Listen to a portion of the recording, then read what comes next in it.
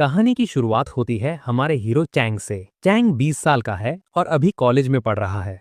बाकी लड़कों से थोड़ा अलग, चैंग को पुरानी और रहस्यमयी चीजों का बहुत शौक है। चैंग के पापा पुरानी चीजों पर रिसर्च करते हैं और उन्हीं को देख देखकर चैंग को भी बचपन से इन सब में इंटरेस्ट आ गया था। एक दिन जब चैंग अपने कमरे में था, उसके पापा उसे डिनर के लिए बुलाते हैं। खाने की टेबल पर उसके पापा उसे टोकते हुए कहते हैं, मैंने सुना है तुम कॉलेज के बाहर लोगों का हाथ देखकर उनका फ्यूचर बता रहे हो। ये सब फालतू काम बंद करो और पढ़ाई पर ध्यान दो। तभी उसके पापा को उनके बॉस का फोन आता है और उन्हें काम के सिलसिले में 2 हफ्तों के लिए सिटी एक्स जाना पड़ता है। अब चैंग को मौका मिल जाता है। वो अपने कंप्यूटर पर घर के पास मौजूद एंशिएंट बुक स्टोर सर्च करने लगता है। उसे एक दुकान का पता चलता है और वो तुरंत वहां पहुंच जाता है। वहां दुकान का मालिक तो कहीं दिख नहीं रहा था, तो चैंग खुद ही किताबें देखने लगता है। पर तभी दुकान के अंदर से कुछ अजीब और डरावनी आवाजें आने लगती हैं। चैंग को लगता है कि यहाँ रहना खतरनाक हो सकता है, इसलिए वो घबराकर वहां से भाग निकलता है। भागने की जल्दी में उसके हाथ में एक किताब रह जाती है जो उसने वहां से खरीदी थी। घर लौटते वक्त रास्ते में एक लड़की तेजी से उससे टकराती है। कुछ गुंडे उस लड़की का पीछा कर रहे थे और उसे पकड़कर परेशान करने लगते हैं। चैंग देखकर डर जाता है। वो पहचान लेता है कि ये लड़की उसके कॉलेज की ही है, लेकिन वो गुंडे इतने खतरनाक थे कि चैंग की उनसे लड़ने की हिम्मत नहीं हुई। तभी उन गुंडों की नज़र चैंग की उस पुरानी किताब पर पड़ती है जो नीचे गिर गई थी। एक गुंडा उसके पास आता है और मजाक उड़ाते हुए कहता है, क्या इस किताब से मेरा फ्यूचर बता सकते हो? चैंग कुछ नहीं बोलता, तो वो गुंडा उसकी किताब छीन कर जाने लगता है। जब चैंग उसे रोकने की कोशिश करता है तो वो गुंडा उसे धक्का देकर गिरा देता है, लेकिन चैंग हार नहीं मानता। वो सही मौका देखकर अपनी किताब वापस झपटता है और वहां से तेजी से भाग निकलता है।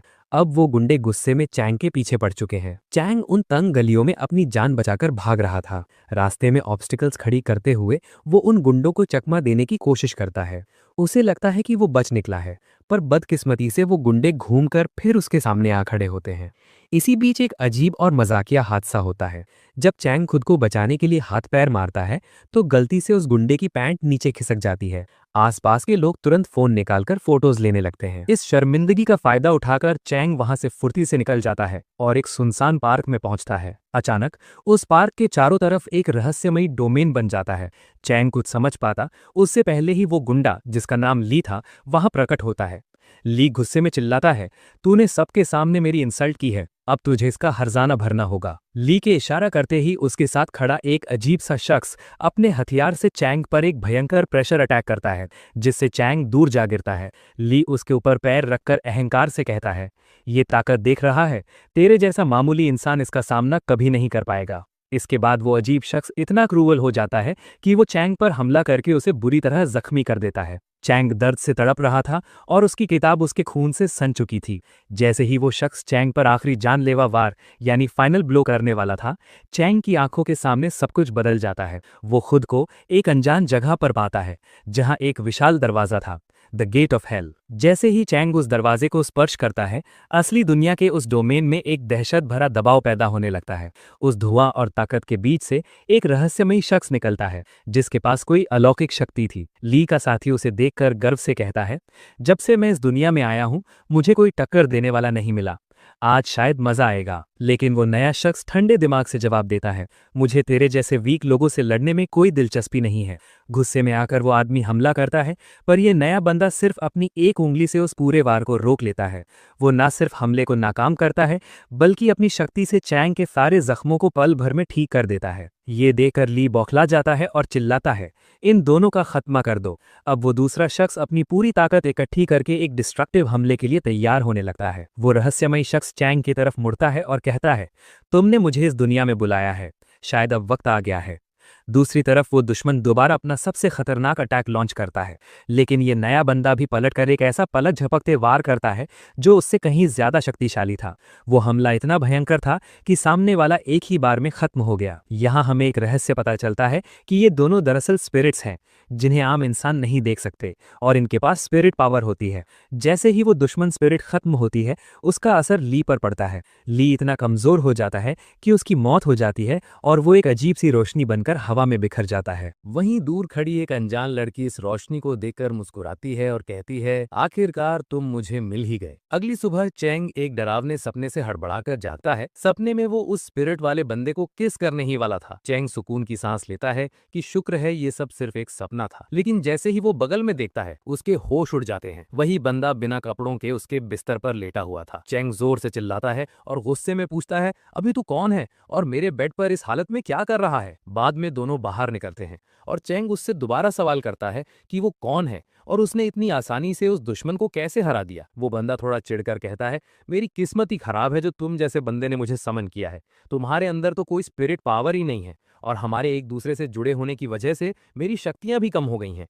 यहाँ तक कि मैं अपनी यादें भी भूल चुका हूँ। घर लौटकर चैंग बाई से और भी सवाल पूछना चाहता था, लेकिन तभी उसे अपनी माँ के आने की आहट सुनाई देती है। वो घबराकर बाई को छुपाने की कोशिश करने लगता है, लेकिन दरवाजा खुलते ही चैंग हैरान रह जाता है, क्योंकि सामने उसकी माँ नहीं बल्कि एक बेहद सुंदर लड़की खड़ी थी जिसका नाम टीना था। टीना को देखकर चैंग तो लट्टू हो जाता है। टीना कहती है कि वो उसके कॉलेज में ही पढ़ती है और उससे अकेले में कुछ बात करना चाहती है। चैंग की माँ भी दोनों को प्राइवेसी देने के लिए कमरे से बाहर भेज देती है। चैंग और टीना बाहर घूम रहे होते हैं, पर चैंग को थोड़ा शक होता है। वो पूछता है, मिस टीना, मैंने आपको कॉलेज में पहले कभी नहीं देखा, क्या आप सच में वहां पढ़ती हैं? चैंग की बात सुनकर टीना बस एक चुटकी बजाती है और देखते ही देखते उसके कुछ साथी वहां आ धमकते हैं। चैंग घबराकर पूछता है कि ये सब क्या तमाशा है। टीना सीधा मुद्दे पर आती है और कहती है, मैं यहाँ एक डील करने आई हूँ। कल तुमने किसी को समन किया था, है ना? मुझे लगता है तुम दोनों की बनती नहीं है। कैसा रहेगा अगर तुम उसे मेरे हवाले कर दो? इससे पहले कि चैंग कुछ समझ पाता, वहां अचानक बाई की एंट्री होती है। बाई बड़े स्वैग से कहता है, मैम मुझे लगता है ये सवाल आपको मुझसे पूछना चाहिए था। बाई बड़े फिल्मी अंदाज में टीना का हाथ चूमते हुए कहता है, वैसे आप बहुत खूबसूरत हैं। टीना भी बाई की पर्सनैलिटी और उसके लुक्स देखकर दंग रह जाती है। ये सब देखकर चैंग को थोड़ा गुस्सा आता है। वो चिढ़कर कहता है, ये सब क्या चल रहा है? मुझसे तो बड़े एटीट्यूड में बात करता है और लड़कियों के सामने इतना मक्खन लगा रहा है। तभी टीना का एक साथी गुस्से में बाई को पीछे हटने के लिए कहता है और उसे चिरकुट बुलाता है। बाई उसे पलटकर जवाब देता है, पर तभी चैंग बीच में चीख कर सबको शांत करवा देता है। वो साफ मना कर देता है, बस बहुत हो गया, मैं बाई को तुम लोगों को नहीं बेचने वाला। माना कि मैं ताकतवर नहीं हूं, पर मेरे भी कुछ उसूल हैं। बाई ने मेरी जान बचाई है, इसीलिए मैं उसके साथ धोखा नहीं कर सकता। दोनों वापस घर आ जाते हैं। अब यहाँ एक बड़ा खुलासा होता है। दरअसल बाई एक स्पिरिट वेपन है। चैंग हैरानी से पूछता है कि ये आखिर होते क्या है। बाई उसे शैंग युआन आर्सेनल के बारे में बताता है। ये एक ऐसा रहस्यमयी दरवाजा है जहाँ हर तरह के शक्तिशाली हथियार यानी कि वेपन्स मौजूद हैं। कुछ वेपन्स तो इतने खास हैं कि उन्हें होली वेपन्स कहा जाता है। इन वेपन्स को 4 बड़े लेवल्स में बांटा गया है, हेवन, अर्थ, डार्क और येलो। इस दुनिया में सिर्फ कुछ चुनिंदा लोग ही उस दूसरी दुनिया से इन वेपन्स को समन कर सकते हैं। लेकिन पुरानी कहानियों की माने तो इन चारों लेवल से ऊपर भी एक सबसे ऊंचा लेवल होता है। बाई गर्व से कहता है, क्योंकि मैं इतना हैंडसम और पावरफुल हूँ, इसीलिए मैं एक होली वेपन हूँ। लेकिन तुम जैसे मामूली इंसान ने मुझे समन किया है, इसीलिए मेरी ताकत अभी बंदिशों में है। लेवल 1 पर होने के बाद भी मैं अभी सिर्फ लेवल 3 तक की ही पावर्स यूज कर सकता हूँ। वो आगे बताता है कि जो लोग इन स्पिरिट वेपन्स को चला पाते हैं, उन्हें स्पिरिट वॉरियर्स कहा जाता है। एक स्पिरिट वॉरियर वो होता है जो जन्म से ही अद्भुत शक्तियों के साथ पैदा होता है। इतिहास गवाह है कि ये योद्धा हमेशा बड़े और ऊंचे घरानों में ही जन्म लेते हैं, जैसे कि मिस टीना का परिवार। इसीलिए टीना के लिए ये हजम करना मुश्किल हो रहा है कि चैंग जैसा एक मामूली लड़का जो एक साधारण परिवार से आता है, उसके पास इतनी बड़ी शक्ति कैसे हो सकती है। टीना ने बचपन से ही कड़ी तपस्या और खतरनाक प्रैक्टिस की है ताकि वो टियानगांग ट्रायल में हिस्सा ले सके। ये एक ऐसा मुकाबला है जहां दुनिया भर के स्पिरिट वॉरियर्स अपने वेपन्स के साथ एक दूसरे से टकराते हैं। इस ट्रायल का जो भी विजेता होता है, उसकी हर मन्नत पूरी की जाती है। बाई यहाँ चैंग को उकसाते हुए कहता है कि क्यों ना वो भी इस महामुकाबले का हिस्सा बने। टीना हर हाल में इस ट्रायल को जीतना चाहती है और इसीलिए वो ज्यादा से ज्यादा शक्तिशाली वेपन्स इकट्ठा करने में लगी है। चैंग का वेपन बाई उसकी लिस्ट में सबसे ऊपर है। जब चैंग मना कर देता है तो टीना उसकी जिंदगी नर्क बना देती है। वो चैंग को बदनाम करने के लिए पूरे कॉलेज में पोस्टर्स लगवा देती है कि चैंग ने उसे धोखा दिया है। चैंग का जीना मुश्किल हो जाता है। हर कोई उसे नफरत की नजर से देखने लगता है। आखिरकार तंग आकर चैंग टीना से मिलता है और साफ लफ्जों में कहता है, मैम, आप शायद समझ नहीं रही। बाई सिर्फ मेरा वेपन नहीं, मेरा दोस्त है।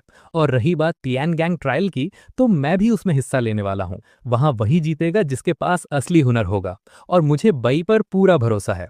ये सुनकर टीना का गुस्सा 7वें आसमान पर पहुंच जाता है। उसे लगता है कि जिस ट्रायल के लिए उसने सालों मेहनत की, ये मामूली सा लड़का उसे इतनी आसानी से कैसे जीत लेगा। वो चैंग को चेतावनी देती है कि वो मुकाबला जिंदगी और मौत का खेल है, जहां चैंग जैसा लड़का एक पल भी नहीं टिक पाएगा। लेकिन चैंग के लिए ये सिर्फ एक मुकाबला नहीं, बल्कि खुद को साबित करने का मौका था। बचपन से किसी ने उस पर यकीन नहीं किया था, यहाँ तक कि उसके अपने पिता ने भी नहीं। चैंग पलटकर सवाल करता है, अगर आपको अपनी काबिलियत पर इतना ही गर्व है, तो आप मुझसे मेरा वेपन क्यों छीनना चाहती हैं? अब टीना के सब्र का बांध टूट जाता है। वो तुरंत वहां एक डोमेन खड़ा कर देती है। टीना के पास दो शक्तिशाली वेपन्स हैं, एक लड़की और एक लड़का। उनका सामना करने के लिए बई भी अपने असली रूप में आ जाता है। एक तरफ टीना के दो वेपन्स और दूसरी तरफ अकेला बई। मुकाबला इतना कांटे का था कि बई उन दोनों को एक साथ धूल चटा रहा था। टीना ये देखकर दंग रह गई कि एक मामूली सा दिखने वाला वेपन उसके दो दो साथियों को एक साथ टक्कर दे रहा है। वो सोचने पर मजबूर हो गई कि क्या ये सच में सिर्फ एक अर्थ लेवल का वेपन है? इतनी ताकत एक साधारण लड़के के पास कैसे हो सकती है? सबसे हैरानी की बात यह थी कि दो दो हेवन लेवल के वेपन्स का सामना करने के बावजूद बई के चेहरे पर डर का नामो निशान तक नहीं था। चैंग को थोड़ी चिंता होने लगी, क्योंकि वो जानता था कि बई अभी अपनी पूरी शक्ति का इस्तेमाल नहीं कर पा रहा है। तभी इस लड़ाई में एक तीसरे शख्स की एंट्री होती है। टियानजुन हॉल का एक घमंडी योद्धा आउतियन, और उसके साथ था उसका साथी। टीना उसे देखकर चिढ़ जाती है और कहती है, आउतियन, तुम हर बार मेरे बीच में टांग क्यों अड़ाते हो? क्या फिर से पिटने का इरादा है? आउतियन बड़े रौब से जवाब देता है, तुम्हारा ये घमंड चेयरमैन बर्दाश्त कर सकते हैं, मैं नहीं। और तुम इस बच्चे से लड़ रही हो, इसका वेपन तो मुझे कहीं से भी खास नहीं लग रहा। चैंग ने जब ये सुना तो उसने तुरंत पलटकर जवाब दिया, तुम तो ऐसे बोल रहे हो तुम्हारे पास हेवन लेवल के वेपन्स की खेती हो रही हो। ये सुनते ही आउतियन अपना असली रूप दिखाता है और एक हेवन लेवल का वेपन समन करता है। वो चैंग को धमकी देता है, बच्चे, अगर जान प्यारी है तो यहाँ से भाग जा। चैंग बड़े मजाकिया अंदाज में कहता है, मैं इतनी सुंदर लड़की को अकेला छोड़कर कैसे जा सकता हूँ? टीना को लगा चैंग उसकी बात कर रहा है और वो शर्मा गई, पर चैंग ने तुरंत बात पलट दी। अरे मैम, मैं आपकी नहीं, इन पिंकी मोहतरमा आउटियन की साथी की बात कर रहा हूँ। आउटियन का गुस्सा आग बबूला हो जाता है। वो बाई को तुच्छ कहता है, जिसके जवाब में बाई तुरंत उस पर हमला कर देता है। लेकिन तभी एक निंजा जैसी लड़की अचानक प्रकट होकर आउटियन को बचा लेती है। इधर टीना भी मौका देकर अपने दो वेपन्स जियान और मुई के साथ आउटियन के साथी किशन पर टूट पड़ती है। लड़ाई अब ट्रिपल थ्रेट बन चुकी थी। किशन अकेला टीना के दोनों वेपन्स जियान और मुई का सामना कर रहा था। हालांकि किशन ताकतवर था, पर जियान और मुई का टीम वर्क इतना बेहतरीन था कि किशन को संभलने का मौका ही नहीं मिल रहा था। एक के बाद एक उनके वार किशन को पीछे धकेल रहे थे। दूसरी तरफ बाई उस निंजा लड़की से भिड़ रहा था। वो निंजा इतनी तेज थी कि उसकी रफ्तार को पकड़ना मुश्किल था। उसने बाई पर कई तेजी से हमले किए, पर बाई इतना चुस्त था कि वो हर बार बाल बाल बच गया। वो निंजा सोचने लगी, क्या ये सच में अर्थ लेवल का वेपन है? इसके रिफ्लेक्सेस तो किसी महान योद्धा जैसे हैं। लड़ाई को खत्म करने के लिए टीना चिल्लाकर अपने दोनों वेपन्स को उनकी अल्टीमेट पावर इस्तेमाल करने का आदेश देती है। जियान अपनी सीक्रेट आर्ट्स का प्रयोग करता है, जिसका दबाव इतना ज्यादा था कि शक्तिशाली किशन भी कमजोर पड़ने लगता है और घुटनों के बल आ गिरता है। मैदान में हालात तब बदल गए जब मोई ने अपनी सीक्रेट आर्ट का इस्तेमाल किया। इस शक्ति की वजह से किशन चारों तरफ से आग की लपटों में घिर गया और तड़पने लगा। यहाँ एक बड़ा रहस्य खुलता है। जियान और मोई दरअसल पति पत्नी है। इन दोनों की स्पेशल आर्ट्स एक दूसरे की ताकत को दुगना कर देती हैं। इनकी ये हाई रैंक स्किल्स जब मिलती हैं तो इनका सामना करना लगभग नामुमकिन हो जाता है। ये खौफनाक नज़ारा देखकर नोलन आउटियन को सलाह देता है कि अभी पीछे हटना ही समझदारी है और हमें इसकी पूरी रिपोर्ट चेयरमैन को देनी चाहिए। चैंग मजाक उड़ाते हुए कहता है, चलो चलो, अब रास्ता नापो यहाँ से। ना चाहते हुए भी आउटियन को अपने साथी के साथ वहां से भागना पड़ता है। लड़ाई खत्म होने के बाद मिस टीना चैंग से कहती हैं, देखो, फिलहाल हमारे मकसद एक हैं, तो मैं तुम्हारे साथ मिलकर काम करने को तैयार हूँ। आज से हम पार्टनर्स हैं। चैंग की खुशी का ठिकाना नहीं रहता, क्योंकि ये उसकी जिंदगी में पहली बार था जब किसी लड़की ने दोस्ती के लिए उसका हाथ थामा था। अगली सुबह आउटियन सारी घटना की जानकारी अपने चेयरमैन को देता है। चेयरमैन गुस्से में आग बबूला होकर कहता है, मैं धीरे धीरे टीना को अपने साथ मिलाने की कोशिश कर रहा था, पर तुम्हारी एक बेवकूफ़ी ने सारा खेल बिगाड़ दिया। आउटियन माफी मांगते हुए सफाई देता है कि वो सिर्फ टीना को उसकी बदतमीजी का सबक सिखाना चाहता था। वहां मौजूद एक और शख्स कहता है, इनकी बातों से लगता है कि वहां एक और नया वेपन था जिसमें कोई अनोखी और पुरानी काबिलियत है। चेयरमैन को डर था कि कहीं वो स्पेशल वेपन मिस टीना के हाथ न लग जाए। तभी वहां बैठी एक लड़की चिढ़कर कहती है, पता नहीं वो टीना खुद को क्या समझती है, हर बार मास्टर के ऑफर को ठुकरा देती है। आउटियान बताता है कि टीना का एटीट्यूड उसकी शक्तियों की वजह से है। उसने बताया कि एक बार जब टीना मौत के बेहद करीब थी, तब उसने अपने वेपन्स को बुलाया था। इस प्रक्रिया को डेथ समन कहा जाता है। चेंग के मन में अब भी कई सवाल थे, इसलिए वो टीना से पूछता है, आखिर ये तियनजुन हॉल क्या चीज है। टीना उसे बताती है कि ये ऑर्गेनाइजेशन सैकड़ों सालों से चला आ रहा है, जिनका एक ही मकसद है दुनिया भर के शक्तिशाली वेपन्स को कब्जे में लेना।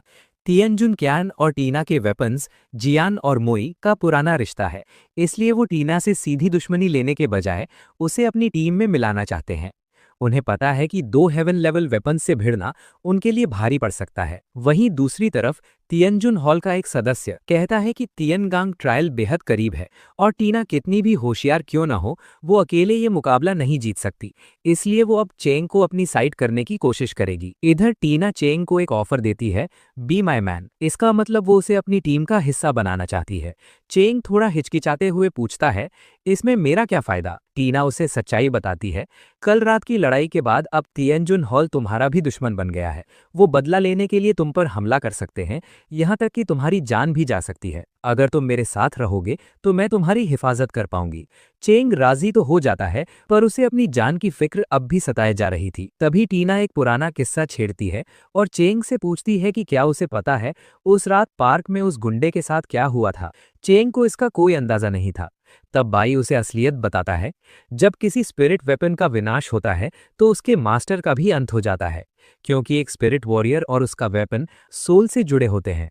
ये सुनकर चेंग के होश उड़ जाते हैं। उसे एहसास होता है कि वो गुंडा अब इस दुनिया में नहीं रहा। उधर तियनजुन हॉल में तय कर लिया है कि वो टीना और चेंग से दो दो हाथ करेंगे।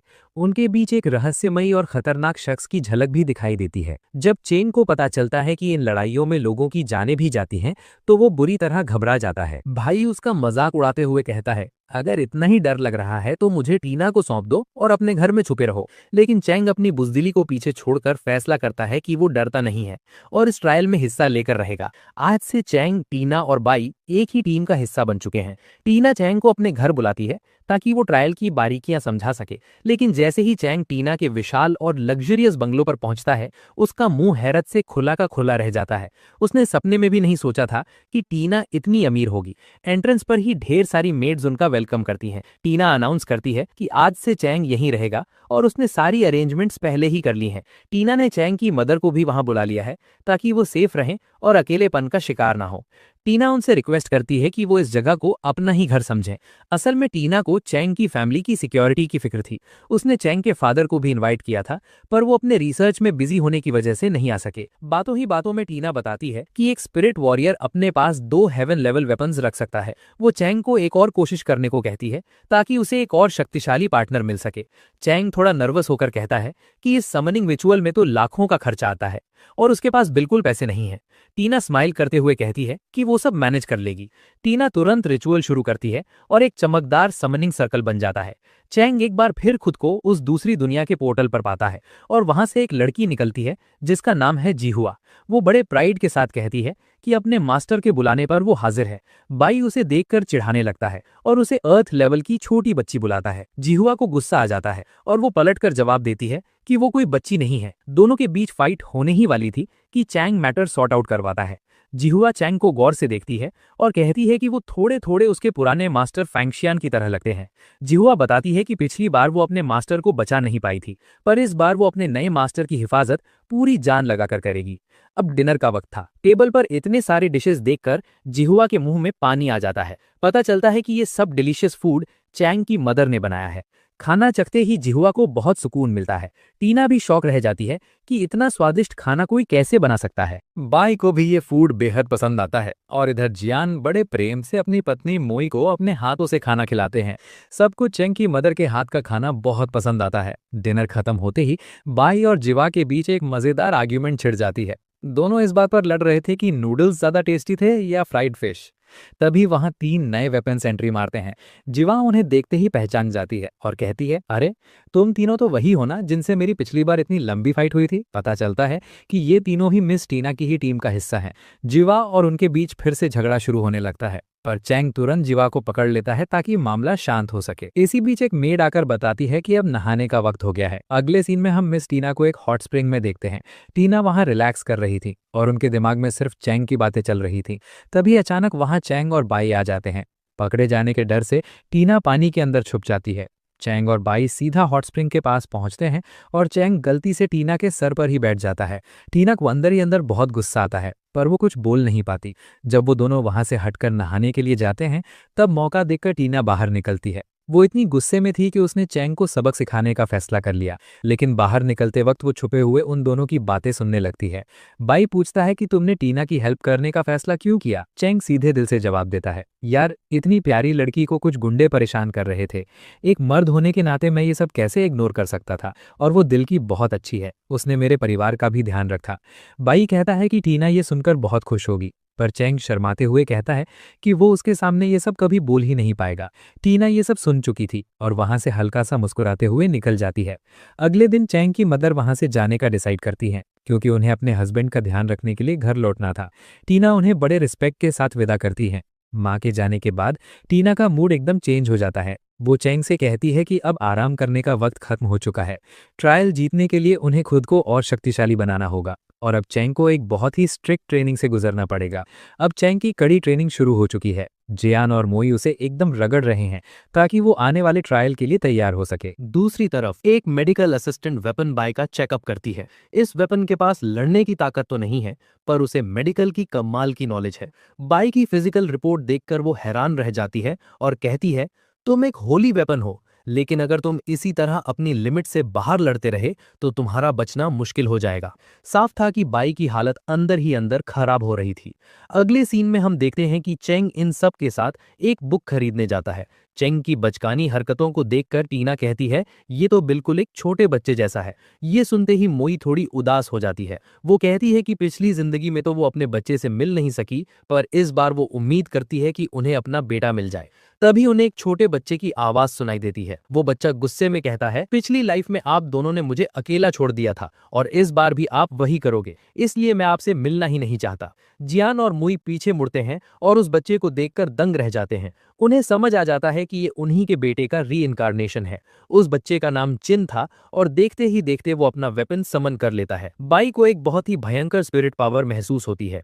टीना तुरंत खतरे को भांपते हुए एक डोमेन क्रिएट कर देती है। जियान को चिन के वेपन से एक बहुत ही हैवी प्रेशर फील हो रहा था। दरअसल ये वेपन कोई मामूली नहीं, बल्कि एंशिएंट टाइम्स का शक्तिशाली वेपन ताइशू था। जियान तुरंत ट्रांसफॉर्म होकर अटैक करने जाता है, पर ताइशू उसे एक ही झटके में पीछे ढकेल देता है। इधर चेंग और बाई भी तेजी से भागते हुए टीना के पास पहुंचने की कोशिश करते हैं।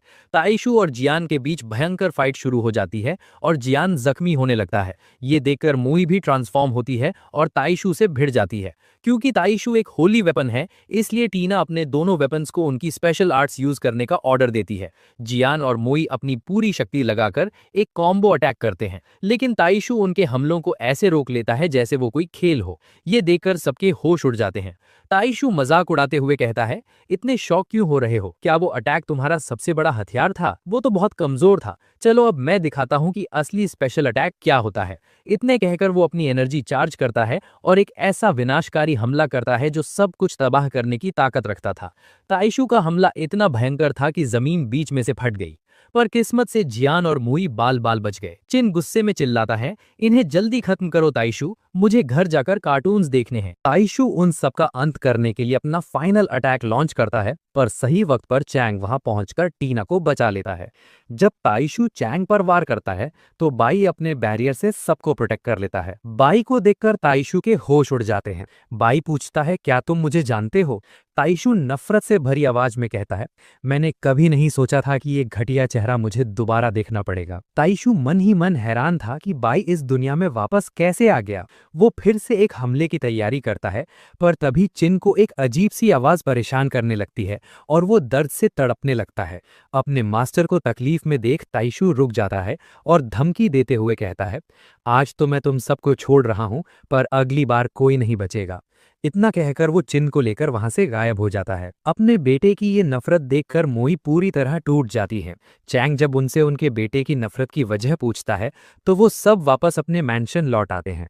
वहां मोई अपनी पुरानी जिंदगी का रहस्य खोलती हैं। मोई बताती है कि उनके पिता ओवाजी एक बहुत ही शुभ मुहूर्त में पैदा हुए थे और उन्हें दुनिया का फर्स्ट स्वॉर्ड स्मिथ माना जाता था। एक दिन उन्हें एक जख्मी लड़का मिला जो और कोई नहीं बल्कि जियान था। जियान उन्हीं के साथ रहने लगा और उनके पिता से तलवारों की कारीगरी सीखने लगा। वक्त के साथ जियान और मोई को एक दूसरे से प्यार हो गया। एक दिन महाराज का आदेश आया कि उनके लिए 3 विशेष तलवारें बनाई जाएं। जियान और मोई के पिता ने मिलकर 3 अद्भुत तलवारें तैयार की। इसके बाद उनका परिवार एक ऐसे सफर पर निकल गया जहां वो दुनिया की सबसे शक्तिशाली तलवारें बनाना चाहते थे। एक पहाड़ पर रुककर उन्होंने 3 साल तक कड़ी मेहनत की और एक ऐसी तलवार बनाई जिसे पूरे यूनिवर्स की सबसे बेहतरीन तलवार माना गया। आज वो तलवार तियानजुन हॉल के मास्टर जुन लू के पास है। लेकिन दुख की बात यह है कि जब ये लोग तलवार बनाकर अपने गांव लौटे तो वहां एक भयंकर युद्ध छिड़ चुका था। उस युद्ध की अफरा तफरी में जियान और मोई अपने पिता से अलग हो गए और उस दिन के बाद वो उन्हें कभी नहीं मिल पाए। महाराज ने जियान और उनके पिता को दोबारा आदेश दिया कि वो उनके लिए ऐसी ही अनोखी तलवारें बनाएं, लेकिन इस बार उन्होंने साफ मना कर दिया, जिसके नतीजे में गुस्से से पागल हुए राजा ने उनके पूरे गांव को आग के हवाले कर दिया। मजबूर होकर उन्हें 2 होली कोर्स का इस्तेमाल करके तलवारें बनाना शुरू करना पड़ा। ये कोई आम प्रक्रिया नहीं थी। उन्होंने उस अग्नि में अपने खून तक की आहुति दी, तब जाकर वो तलवारें तैयार हुईं। इस समय तक मोई मां बनने वाली थी। जियान को राजा की नीयत पर पहले ही शक था, इसलिए उसने बड़ी होशियारी से फीमेल सोर्ड को अपने पास रखा और मेल सोर्ड को अपनी पत्नी के पास छुपा दिया। अफसोस, जियन का डर सच साबित हुआ। राजा ने पहले जियन को मरवा दिया और फिर मोई को ढूंढकर उनका भी अंत कर दिया। लेकिन मरने से पहले मोई अपने बच्चे को जन्म दे चुकी थी, जिसे एक नेक दिल बूढ़े आदमी ने बचा लिया और उसका पालन पोषण किया। जब बेटा बड़ा हुआ तो वो अपने माता पिता की मौत का बदला लेने निकला, पर राजा की ताकत के आगे वो कमजोर पड़ गया। तब उस बूढ़े आदमी ने उसे एक खौफनाक रास्ता दिखाया, अपनी बलि देकर बदला लेना। वो बूढ़े शख्स उस बच्चे का कटा हुआ सिर लेकर राजा के दरबार पहुंचा। राजा ये देखकर बहुत खुश हुआ, पर अगले ही पल एक चमत्कार हुआ। उस कटे हुए सिर ने अचानक राजा पर हमला किया और अपने दांतों से उसकी गर्दन की नस काटकर उसे खत्म कर दिया। बदला पूरा होने के बाद उस बूढ़े आदमी ने बच्चे और राजा के सिर के साथ साथ अपना सिर भी काटकर एक घड़े में डाल दिया। क्योंकि उन तीनों की मौत एक साथ हुई थी, उनकी आत्माएं आपस में मिल गईं और उन्हीं का मिश्रण अब चिन के रूप में दोबारा पैदा हुआ है। यही वजह है कि चिन की आत्मा पूरी तरह संतुलित नहीं है। चैंग समझ जाता है कि फिलहाल वो चिन की कोई मदद नहीं कर सकते, क्योंकि उसके पास ताई शू जैसा शक्तिशाली होली वेपन है। टीना कहती है कि उन्हें ताई शू से सीधा भिड़ने के बजाय कोई ऐसा रास्ता निकालना होगा जिससे चिन को ठीक किया जा सके। अगले दिन एक अचानक आए कॉल से चैंग की नींद खुलती है और फोन उठाते ही उसके होश उड़ जाते हैं। दूसरी तरफ हम टीना को एक रहस्यमयी शख्स के साथ बैठे देखते हैं, जिसे हम पहले भी देख चुके हैं। सबसे पहले हम देखते हैं कि चैंग के पास जो कॉल आया था वो उसके फादर का ही था। वो चैंग पर गुस्सा कर रहे हैं और उसे डांटते हुए कह रहे हैं कि उसे ऐसी बचकानी हरकतें छोड़कर घर वापस आ जाना चाहिए। उनका कहना है कि उसे किसी अमीर बाप की लड़की के साथ घूमने के बजाय अपनी पढ़ाई और घर पर ध्यान देना चाहिए। चैंग बेचारा अपना दुखड़ा सुनाते हुए कहता है, यार मेरे पापा तो मुझे आज भी छोटा बच्चा ही समझते हैं। उन्हें लगता ही नहीं कि मैं अब बड़ा हो गया हूँ। दूसरी तरफ वो रहस्यमयी शख्स टीना को एक बहुत बड़ा राज बताता है। वो कहता है कि चिन का बिहेवियर इतना वायलेंट और अजीब यूं ही नहीं है, इसके पीछे तियानजुन हॉल के मास्टर का हाथ है। यहाँ हमें डार्क सेरेमनी के बारे में पता चलता है। डार्क सेरेमनी ये एक ऐसी समनिंग विधि है जिसमें एक मासूम इंसान की बलि यानी सैक्रिफाइस दी जाती है। इससे जो वेपन निकलता है उसमें कोई इमोशंस या फीलिंग नहीं होती, वो बस एक किलिंग मशीन होता है जिसे सिर्फ खून बहाना आता है। टीना सबूत मांगती है, पर उस शख्स के पास कोई प्रूफ नहीं होता, सिर्फ मास्टर की एक हेवन लेवल स्किल की जानकारी होती है। तभी टीना के फोन पर एक खौफनाक फोटो आती है जो चिन ने भेजी थी। उस फोटो में चिन कुछ लोगों को आग के ढेर में रखकर उनके साथ सेल्फी ले रहा था। ये देखकर मोई यानी मिस ई से रहा नहीं जाता और वो तुरंत वहां से निकल जाती हैं। टीना चेंग को मैसेज करके 10 मिनट में वापस पहुंचने को कहती है। चेंग समझ जाता है कि कोई बहुत बड़ी मुसीबत आ गई है और वो तेजी से निकलता है। लेकिन जब तक टीना और उसकी टीम उस लोकेशन पर पहुंचती हैं, वहां अचानक एक डोमेन बन जाता है। टीना को तुरंत एहसास होता है कि ये उन्हें फंसाने के लिए एक ट्रैप था। इससे पहले कि वो चेंग को वॉर्न कर पाती, कोई चीज तेजी से आकर उनके फोन के चिथड़े उड़ा देती है। वहां तियानजुन हॉल के मेंबर्स पहले से तैयार बैठे थे। वो टीना को अपने साथ चलने के लिए कहते हैं, पर टीना साफ मना कर देती है। अब उनके बीच एक जंग छिड़ जाती है। उधर मोई चिन को समझाने की हर मुमकिन कोशिश कर रही हैं, पर चिन अब पूरी तरह बदल चुका है और वो किसी की बात सुनने को तैयार नहीं है। लड़ाई का मैदान पूरी तरह बदल चुका है। जियान और मोई अपने असली रूप में ट्रांसफॉर्म हो चुके हैं, लेकिन दुश्मन लड़की का एक ही वार इतना खतरनाक होता है कि टीना को बचाने के चक्कर में जियान बुरी तरह जख्मी हो जाता है। टीना दंग रह जाती है। उसे समझ नहीं आता कि कोई इंसान टाइशू के लेवल की ताकत कैसे रख सकता है। वो लड़की नफरत से कहती है, तुम जैसी अमीर घर की लड़की कभी नहीं समझेगी कि इस पावर को पाने के लिए मैंने कितना दर्द सहा है। दूसरी तरफ बाई तेजी से चैंग को लेकर उड़ रहा था, क्योंकि उसे टीना और बाकी वेपन्स की फिक्र हो रही थी। उधर जियान और मोई अपनी सबसे शक्तिशाली कंबाइंड स्किल का यूज करते हैं, जो दुश्मन की पावर को कम कर देती है। लेकिन हैरानी की बात यह थी कि उस लड़की पर इसका कोई असर नहीं होता। रास्ते में बाई चैंग को हारमोनियम इंस्टॉलेशन के बारे में बताता है। ये एक ऐसी स्टेज है जहां एक स्पिरिट और उसका मास्टर पूरी तरह एक हो जाते हैं। दोनों की आत्माएं और शक्तियां मिलकर एक हो जाती हैं, जिससे उनकी ताकत कई गुना बढ़ जाती है। वही लड़की इस वक्त इसी स्टेज में थी, इसलिए वो अकेले ही जियान और मोई पर भारी पड़ रही थी। वो एक ही झटके में जियान को घायल करती है और जब मोई उसे बचाने आती है तो उन्हें भी लात मारकर दूर गिरा देती है। उन दोनों की हालत देखकर टीना का दिल बैठ जाता है। वो लड़की फिर से पूछती है, मेरे साथ चलोगी या नहीं? टीना को कुछ समझ नहीं आ रहा था। जियान और मोई दर्द से तड़प रहे थे। लड़की फिर से हमला करती है तो टीना रोकर चिल्ला पड़ती है, बस करो, अब लड़ना बंद कर दो, हम नहीं जीत पाएंगे। तभी टीना के सामने एक मिस्टीरियस शैडो यानी अजीब साया आता है और कहता है, रोने से कुछ नहीं होगा। टीना बेबसी में कहती है कि दुश्मन हारमोनियम इंस्टॉलेशन में है, वो कुछ नहीं कर सकती। वो साया उसे याद दिलाता है, बचपन से अब तक की तुम्हारी मेहनत क्या इसी दिन के लिए थी? क्या तुम हार मान लोगी? जब वो दुश्मन लड़की जियान और मोई को खत्म करने के लिए आखिरी बार करने वाली होती है, टीना उनके बीच में खड़ी हो जाती है। वो अपने वेपन्स को खोना नहीं चाहती थी। लड़की कहती है, अब हार मान लो और मेरे साथ चलो। लेकिन तभी जख्मी मोई बड़ी ममता से टीना की तरफ देखती हैं और कहती हैं, मिस टीना, हमारे लिए आप हमारी अपनी औलाद जैसी हैं। हमने आपको बचपन से पलते हुए देखा है और हमें सच में आप पर बहुत गर्व है। उनकी बातों में एक ऐसी ताकत थी जो दिखा रही थी कि वो मरते दम तक अपनी बेटी की हिफाजत करेंगी। मैदानी जंग में अचानक एक तेज रोशनी चमकती है। टीना, जियान और मुई के बीच एक ऐसा गहरा बॉन्ड बन जाता है कि हारमोनियम इंस्टॉलेशन का प्रोसेस शुरू हो जाता है। देखते ही देखते टीना का पूरा आउटफिट बदल जाता है और उसके हाथों में वो दोनों शक्तिशाली तलवारें आ जाती हैं। ये नया फुल ट्रांसफॉर्मेशन देखकर दुश्मन लड़की के होश उड़ जाते हैं। टीना गरजते हुए कहती है, तुमने मेरे परिवार को नुकसान पहुंचाया है, अब तुम्हें इसकी सजा मिलेगी। वो लड़की गुस्से में पलटकर जवाब देती है कि वो इस लेवल पर बहुत पहले पहुंच चुकी है और टीना को इतना ओवर कॉन्फिडेंट नहीं होना चाहिए। लेकिन टीना साफ कर देती है कि वो दुश्मन का दर्द तो समझती है, पर अपने परिवार के साथ हुई बदतमीजी को कभी माफ नहीं करेगी। दूसरी तरफ आउटियन और नोलन अपने गुंडों की फौज लेकर टीना के मैंशन को तबाह करने पहुंचते हैं। उन्हें लग रहा था कि रास्ता साफ है, पर वहां पहले से ही जिहुआ उनका रास्ता रोककर खड़ी थी। जिहुआ बड़े स्वैग से वार्निंग देती है, चुपचाप यहाँ से निकल जाओ वरना सबकी टांगे तोड़ दूंगी। यहाँ हमें पता चलता है कि ये सब चेन का प्लान था। बाई को पहले ही शक हो गया था कि दुश्मन ने उन्हें फंसाने के लिए जाल यानी ट्रैप बिछाया है। चेन ने स्ट्रैटेजी बनाई थी कि जिहुआ दुश्मन को उलझाकर रखेगी और बाकी सब मैंशन की हिफाजत करेंगे।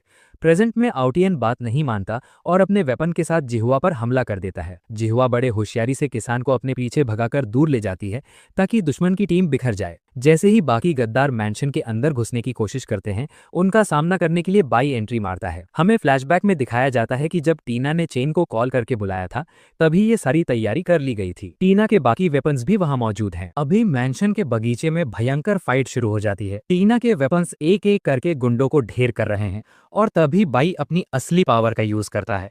एक ही शक्तिशाली वार में वो दुश्मनों की पूरी फौज का खात्मा कर देता है। जब तक चैंग बाहर आकर बाई को रोकता कि वो इन सबको खत्म न करे, तब तक काफी देर हो चुकी थी। बाई ने अपनी भयंकर पावर से उन सबको एक ही पल में राख यानी एशेस कर दिया। चैंग गुस्से में चिल्लाता है, तुम्हें इन सबको मारने की क्या जरूरत थी? क्या तुम्हें अब तक समझ नहीं आया कि टियान गैंग ट्रायल में हिस्सा लेने का मतलब ही अपनी जान दांव पर लगाना है? दुश्मन पर रहम करना खुद को खतरे में डालना है। दूसरी तरफ हारमोनियम इंस्टॉलेशन के बाद टीना ने उस दुश्मन लड़की पर इतना पावरफुल अटैक किया कि वो लड़की काफी दूर जा गिरी। टीना ने रुकने का नाम नहीं लिया, जिससे वो लड़की बुरी तरह जख्मी हो गई। सिर्फ 2 बार में ही वो लड़की कमजोर पड़ गई और एक पिलर से जा टकराई। टीना उसके पास आकर कहती है, शायद ये मुकाबला मैं जीत चुकी हूँ। लेकिन वो लड़की फिर से खड़ी हुई और उसने टीना पर पलटवार किया। टीना ने बड़ी फुर्ती से उसके हमले को डॉज किया और एक ऐसा काउंटर अटैक किया कि वो लड़की अधमरी हो गई। उसका अपना स्पिरिट वेपन उसे वॉर्न करता है। टीना अब बहुत ज्यादा ताकतवर हो चुकी है। हार मानकर उस लड़की को वहां से भागना पड़ा। चिन ये सब दूर से देख रहा था और उसे एहसास हुआ कि टीना का हारमोनियम इंस्टॉलेशन बहुत खतरनाक है। चिन भी वहां से जाते जाते धमकी दे गया, अगली बार कोई नहीं बचेगा। दुश्मन के जाते ही टीना थक कर अपने घुटनों पर बैठ गई, क्योंकि उसने अपनी पूरी स्पिरिट पावर निचोड़ ली थी। मैदान की दूसरी तरफ जीहुआ बड़ी चालाकी से किशन को काफी दूर खींच लाई थी। आउटियन ने किशन को ऑर्डर दिया कि वो जीहुआ को खत्म कर दे। किशन ने जीहुआ पर एक जोरदार अटैक किया और तभी पीछे से नोलन की निंजा वेपन ने भी हमला बोल दिया, लेकिन सही वक्त पर बाई ने आकर जीहुआ को बचा लिया। दुश्मन समझ गए कि ये सब चैंग का बनाया हुआ प्लान था। नोलन घमंड में कहता है, तुम्हें क्या लगता है तुम जीहुआ और इस अजीब से वेपन के साथ हमारे 2 हेवन लेवल वेपन्स को हरा पाओगे? इतना कहकर वो दोनों हमले के लिए तैयार हो गए और इधर बाई ने किशन के भारी हमले को रोका। हालत बिगड़ते देख चैंग सोचने लगा कि अब उसे क्या करना चाहिए, क्योंकि इस वक्त जीहुआ उसे प्रोटेक्ट कर रही है और दुश्मन हर तरफ से घेर रहे हैं। मैदाने जंग में हालत खराब होते जा रहे हैं। बाई अकेला किशन का सामना कर रहा है, लेकिन एक इनविजिबल दुश्मन वो निंजा होने की वजह से उसे काफी दिक्कत हो रही है। तभी चैंग का दिमाग चलता है और वो एक रिस्क लेता है। वो जिहुआ के साथ मिलकर सीधा आउटियान पर अटैक कर देता है। नोलन ये देखकर घबरा जाता है और आउटियान को बचाने के लिए अपने वेपन से जिहुआ को रोकने की कोशिश करता है। इसी मौके का फायदा उठाकर बाई उस निंजा पर हमला करता है, लेकिन किशान तुरंत एक बैरियर बनाकर उसे बचा लेता है। अगले ही पल वो निंजा मौका देखकर चैंग पर एक जानलेवा वार करती है। इसी बीच हमें जिहुआ का एक दर्दनाक फ्लैशबैक दिखाया जाता है। उसने अपने पुराने मास्टर फेंगसियान को अपनी आंखों के सामने मरते हुए देखा था। उसका मास्टर मरते वक्त कह रहा था, माफ करना जिहुआ, अब मैं तुम्हें अकेला छोड़कर जा रहा हूँ। हमेशा मेरा साथ देने के लिए शुक्रिया। वापस प्रेजेंट में चैंग पर होने वाला वो खतरनाक हमला जिहुआ अपने ऊपर ले लेती है। वो बुरी तरह जख्मी हो जाती है, पर मरते मरते भी वो उस निंजा को पलटकर दूर फेंक देती है। खून से लथपथ जिहुआ चैंग की तरफ देखती है और कहती है, मास्टर मुझे माफ कर देना, मैं आपकी ज्यादा हेल्प नहीं कर सकी। इतना कहकर जिहुआ की आंखें बंद हो जाती हैं और वो अपना दम तोड़ देती है। जिहुआ की मौत देखकर चैंग पूरी तरह टूट जाता है। वो रोने लगता है और हर चीज का दोष खुद को देने लगता है। चैंग के इतना ज्यादा अनस्टेबल होने की वजह से बाई की शक्ति कमजोर पड़ने लगती है और किशन उस पर भारी पड़ने लगता है। किशन एक भयंकर हमला करता है, जिसे रोकने में बाई की पूरी एनर्जी खत्म हो जाती है। किशन जैसे ही बाई को खत्म करने के लिए आगे बढ़ता है, तभी अचानक जियान और मोई अपनी तलवारों के रूप में वहां आ धमकते हैं। वो दोनों मिलकर किशन को पीछे धकेल देते हैं। टीना भी वहां पहुंच जाती है और जिहुआ की हालत देखकर दुख से भर जाती है। लेकिन दोस्तों, अभी उम्मीद बाकी है। जिहुआ गायब होने लगती है, पर वो मरी नहीं है। टीना तुरंत अपनी स्पिरिट पावर का एक हिस्सा जिहुआ को दे देती है। इससे जिहुआ की सोल प्रिजर्व हो जाती है और थोड़ा रेस्ट करने के बाद वो फिर से ठीक हो जाएगी। जब चैंग को पता चलता है कि जिहुआ की जान बच गई है, तो वो चैन की सांस लेता है। यहाँ हमें पता चलता है कि टीना के बाकी वेपन्स ने सही वक्त पर पहुंचकर उसे अपनी शक्ति दी थी, जिसकी वजह से टीना अपनी पावर रिकवर करके यहाँ तक पहुंच सकी। अब चैंग और टीना एक साथ मिलकर दुश्मन का सामना करने के लिए तैयार हो जाते हैं। जियान और मोई मिस ई एक जोरदार कंबाइन अटैक करते हैं, जिससे किशन थोड़ा कमजोर पड़ने लगता है और इतनी ही देर में बाई भी फिर से खड़ा हो जाता है। अपनी टीम को हारता देखकर ओतियन का दिमाग खराब हो जाता है। वो इस बार भागने के बजाय अपनी स्पेशल आर्ट का यूज करता है। इसका असर इतना खतरनाक होता है कि किशन की पूरी पावर रिकवर हो जाती है और उसका ऑरा पहले से कहीं ज्यादा भयंकर हो जाता है। टीना और बाकी सब हैरान रह जाते हैं जब किशन जियान और मोई के हमलों को मजाक की तरह रोक लेता है। तभी चेंग की नजर आसमान पर पड़ती है, जहां कुछ अजीब से सितारे चमक रहे थे। चेंग चिल्लाकर कहता है, हमें इसे तुरंत रोकना होगा, वरना अनर्थ हो जाएगा। दरअसल किशन आसमान के उन सितारों से एनर्जी लेकर अपनी पावर को रीजनरेट कर रहा था। किशन अब अपना सबसे खतरनाक अटैक तैयार करता है। ये एक ऐसा अल्टीमेट अटैक है जिसे वो सिर्फ रात के वक्त ही यूज कर सकता है, क्योंकि इसे सितारों की एनर्जी चाहिए होती है। इस हमले का कोई तोड़ नहीं है। किशन जैसे ही ये वार करता है, बाई उसे अपने हाथों से रोकने की कोशिश करता है, पर हमला इतना शक्तिशाली था कि बाई की हालत खराब होने लगती है। अपने साथी को मुसीबत में देखकर चेंग एक बड़ा फैसला लेता है। वो अपना हाथ काटकर ब्लड सैक्रिफाइस बाई की तरफ भागता है। अगले ही पल दोनों बाई के इनर स्पेस में होते हैं। बाई उसे वार्न करता है, चेंग, तुम जो करने जा रहे हो उसमें तुम्हारी जान भी जा सकती है। चेंग बिना डरे जवाब देता है, अपने दोस्तों को बचाने के लिए मैं अपनी जान की बाजी लगाने को तैयार हूँ। चेंग का ये जज्बा देखकर बाई कहता है, ठीक है, जैसा तुम कहो। मैदाने जंग में मुकाबला अब आर पार का था। किशन ने अपनी पूरी ताकत लगा दी थी, पर बाई अब रुकने वाला नहीं था। बाई ने चेंग के बलिदान का मान रखा और किशन के अटैक पर एक जोरदार काउंटर अटैक शुरू कर दिया। किशन ने बचते हुए अपनी पावर और ज्यादा बढ़ा दी, जिसके दबाव से चेंग और बाई दोनों को तकलीफ होने लगी। तभी बाई एक ऐसी सीक्रेट टेक्निक का इस्तेमाल करता है जो पहले कभी नहीं देखी गई थी। ये टेक्निक इतनी असरदार थी कि उसने किशन के अल्टीमेट अटैक को पल भर में नलिफाई कर दिया। लेकिन इस शक्ति का बोझ चेंग का शरीर नहीं सह पाया और वो कमजोर होकर जमीन पर गिर पड़ा। टीना घबराकर चेंग की तरफ भागना चाहती है, पर मोई यानी मिस ई उसे रोक लेती हैं, क्योंकि लड़ाई अभी खत्म नहीं हुई थी। बाई ने किशन के हमले की सारी एनर्जी को इकट्ठा किया और उसे वापस किशन की तरफ ही फायर कर दिया। अपने ही हमले की मार से किशन बुरी तरह हार जाता है और ढेर हो जाता है। अपने सबसे शक्तिशाली वेपन को हारता देख ऑतियन के होश उड़ जाते हैं। पास कोई रास्ता न देखकर वो नोलन के साथ वहां से दुम दबाकर भाग निकलता है। टीना तुरंत बेहोश चेंग के पास पहुंचती है, पर चेंग की हालत काफी नाजुक लग रही थी। दूसरी तरफ आउतियान और नोलन भागते हुए जंगल के रास्ते दूर निकल जाते हैं। आउतियान गुस्से में पागल हो रहा था, क्योंकि उसे पहली बार इतनी बुरी तरह भागना पड़ा। नोलन उसे समझाने की कोशिश करता है, दोस्त इस वक्त गुस्सा नहीं, दिमाग चलाओ। अभी नोलन अपनी बात पूरी भी नहीं कर पाया था कि अचानक उसके पीछे एक साया प्रकट होता है। अगले ही पल वो अनजान शख्स नोलन को मौत के घाट उतार देता है। आउतियान की आंखों के सामने उसके सबसे खास दोस्त का कत्ल हो जाता है। जब आउतियान डरते हुए पीछे मुड़कर देखता है तो उसके पैरों तले जमीन निकल जाती है। नोलन को मारने वाला और कोई नहीं बल्कि बाई था। वही बाई जो अभी कुछ देर पहले चेंग के साथ था। वो यहाँ कैसे पहुंच गया और उसने इतनी बेरहमी से नोलन का अंत क्यों किया? स्टोरी आगे बढ़ती है और हम देखते हैं कि टियान बाई के बारे में अपने मास्टर को सब कुछ बता देता है। उसी वक्त तियानजुन हॉल के मास्टर के पास वही अनजान बंदा आता है और कहता है कि उसे उम्मीद नहीं थी कि वो लोग इस हद तक गिर जाएंगे। तियानजुन हॉल का मास्टर जानलू गुस्से में भरा हुआ है। वो साफ कहता है कि मेरे लोगों को नुकसान पहुंचाकर उन्होंने बहुत बड़ी गलती कर दी है और मैं उनसे अपना बदला जरूर लूंगा। इतना कहकर जानलू वहां से निकल जाता है, लेकिन तभी वो बंदा पीछे से एक शैतानी मुस्कुराहट देता है। दूसरी तरफ चेंग आराम कर रहा होता है, तभी मिस टीना उससे मिलने आती हैं। यहाँ पता चलता है कि चेंग पिछले 2 दिनों से बेहोश था और अब जाकर उसे होश आया है। माहौल थोड़ा लाइट होता है जब टीना की स्पिरिट वेपन बीच में आकर उन्हें छेड़ने लगती है और कहती है कि लगता है आप दोनों यहाँ क्वालिटी टाइम स्पेंड कर रहे हैं। ये सुनते ही टीना शर्म के मारे ऑकवर्ड हो जाती है। होश में आते ही चेंग का पूरा ध्यान अपनी ताकत पर होता है।